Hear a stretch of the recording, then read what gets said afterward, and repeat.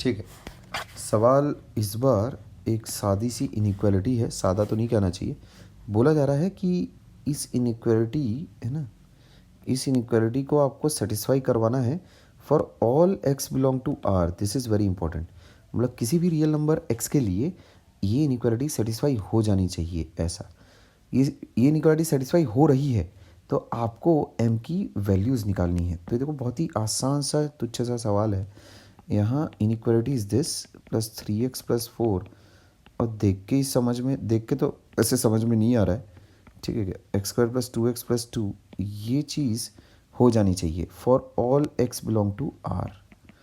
ऐसा अब बड़े ध्यान से देखोगे, कभी भी किसी इनइक्वालिटी को सॉल्व करने का जो फर्स्ट एंड फॉरमोस्ट नियम होता है कि you have to create zero on RHS। हमेशा always create zero on RHS before solving any inequality.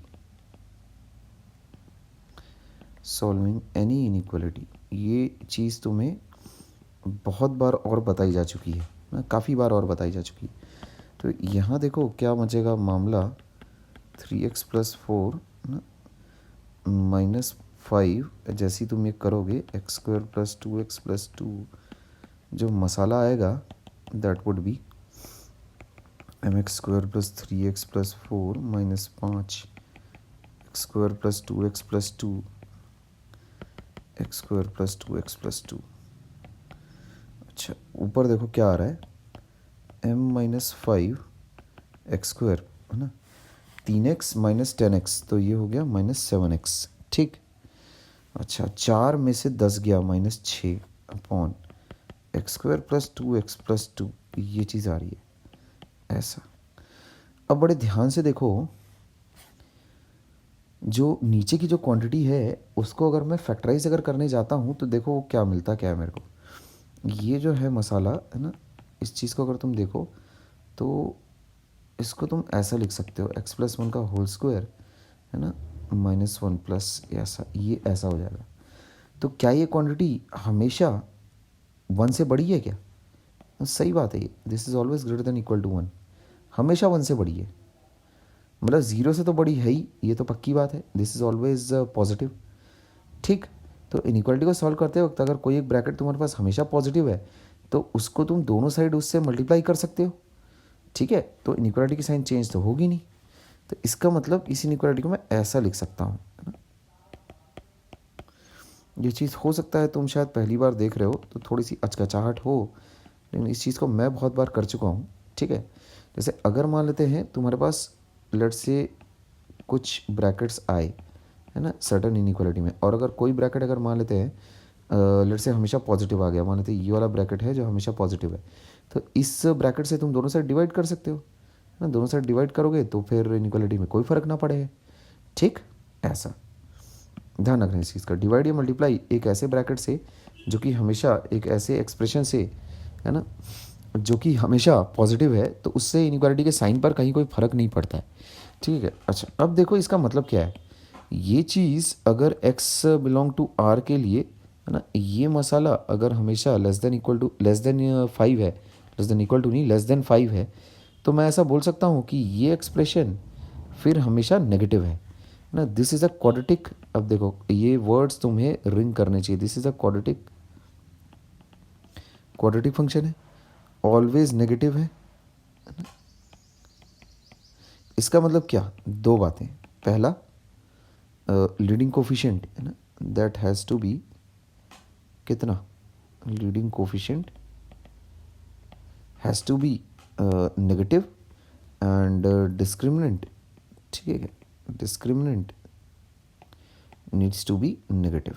ठीक, ऐसा discriminant needs to be negative. ठीक बात। तो ये दो कंडीशंस जैसी तुम एम्प्लॉय करोगे है ना, दो कंडीशंस जैसी तुम एम्प्लॉय करोगे, क्वाड्रेटिक की जो तुम्हारे पास वैल्यू है वो हमेशा नेगेटिव हो जाएगी। ग्राफ से हमें ये बात समझ में आती है। डिस्क्रिमिनेंट लेस देन 0 इसीलिए लगाना ज़रूरी है सो दैट ग्राफ कट ना करे और टच भी ना करे हॉरिजॉन्टल एक्सिस को। लीडिंग कोफिशिएंट लेस देन 0 इसलिए लगाना ज़रूरी है ताकि कर्व अगर टच नहीं कर रहा है क्वाड्रेटिक का कर्व अगर टच नहीं कर रहा और कट भी नहीं कर रहा है हॉरिजॉन्टल एक्सिस को, तो या तो पूरा ही ऊपर होगा या तो पूरा ही नीचे होगा। तो ताकि पूरा नीचे रहे वो, इसीलिए मैंने ए नेगेटिव कर दिया। ये दो कंडीशंस इंश्योर करती है कि क्वाड्रेटिक फंक्शन की वैल्यूज़ हमेशा नेगेटिव रहेगी for all x belong to r. ऐसा जैसे ये दोनों कंडीशंस में लगाऊंगा, देखो क्या आता है मेरे पास, m की वैल्यूज़ अपने आप गूगल के सामने आ जाएगी। पहली कंडीशन लगाओ m-5 ना इज़ लेस देन 0। दूसरी कंडीशन लगाओ, अब डिस्क्रिमिनेंट की वैल्यू निकालनी पड़ेगी। बी स्क्वायर हो गया 49, ठीक, -4 है ना, -4 ए सी कितना हो जाएगा, a m-5 -6, m-5 -6 has to be less than 0, discriminant has to be less than 0, ठीक। तो इसका मतलब हो जाता है ये, थोड़ा सिंप्लीफाई कर लेते हैं, 49 + 24 m-5 has to be less than 0। इसका मतलब ये चीज़ आती है 49 + 24 m -120 has to be less than 0, ये आ रहा है मेरे पास। तो वैल्यूज़ तो यार अच्छी नहीं आ रही है। तो 120 में से 40 गया 80, 80 में से 9 गया, बचा 71, 71। इसका मतलब मैं इसको ऐसे लिख सकता हूँ 24m -71 has to be less than 0। तो ये चीज़ ऐसी हो जाएगी, 24 से जैसे डिवाइड कर दोगे ये ऐसा आ जाएगा, ठीक है क्या, ये आ गया has to be less than 0।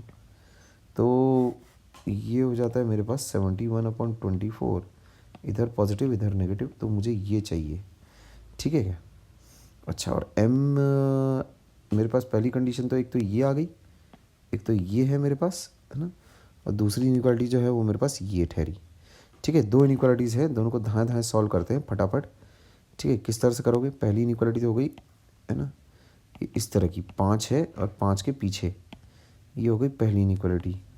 दूसरा है 71/24, कितना होगा वो, 24 3 जा होता है 72, तो 3 से थोड़ा सा कम है ये, है ना, 71/24 ऐसा। तो दूसरी इनइक्वालिटी हो गई ये ऐसा हो गया। तो कॉमन जो रीजन है वो तो ये आ गया कॉमन रीजन, तो उस चीज़ को लिख लेते हैं फिर, ठीक है। m लेस देन 71/24, इसको ऐसे भी बोल सकते थे, m बिलोंग्स टू -∞ से 71/24, जब तक के होगा तब तक के वो जो पूरा एक्सप्रेशन है, that expression will always be less than 5, है ना। ये मेरा आंसर रहेगा, this will be my answer, ठीक बात, ओके।